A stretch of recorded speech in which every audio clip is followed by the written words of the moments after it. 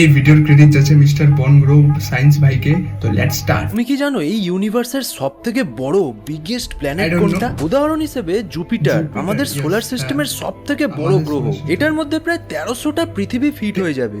Dam ভাই, আমি জানতাম না যে জুপিটার এত বড়, যে 1300 পৃথিবী ওখানে ঢুকে যাবে গাইস। মানে আর এইটা হলো আজ অব্দি খুঁজে পাওয়া সবথেকে লার্জেস্ট এক্সোপ্ল্যানেট। এটা সত্যি হিউজ। এর মাস প্রায় 752টা জুপিটারের মাসের সমান। মানে তুমি একবার ভাবো যে আমাদের পৃথিবীটা জুপিটারের মানে 1300 সমান, আর সেই জুপিটারটি হলো এই প্ল্যানেটের কত বললো 752টি সমান।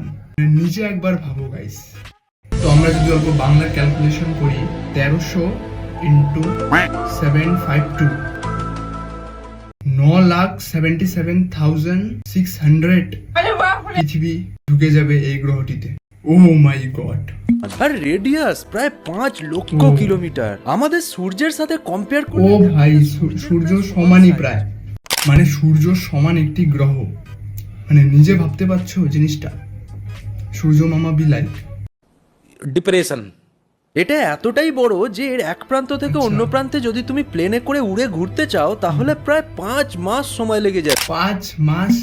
মানে 5 মাস টানা প্লেনে। আমাদের পৃথিবীর এক প্রান্ত থেকে অন্য প্রান্তে প্লেনে যেতে যেখানে একদিনও সময় লাগবে না, সেখানে এই গ্রহে টানা 5 মাস যেতে হবে। শুধু ভাবো। আচ্ছা, এই সব গ্রহের সাইজ বিজ্ঞানীরা কিভাবে মাপে? আমার মনে হয় ওরা ওখানে যে মেজারমেন্ট টেপ নিয়ে ওখানে গিয়ে মাপে। তো ভিডিওটা ভালো লাগলে সাবস্ক্রাইব করে দিও, লাইক করে দিও। বাই।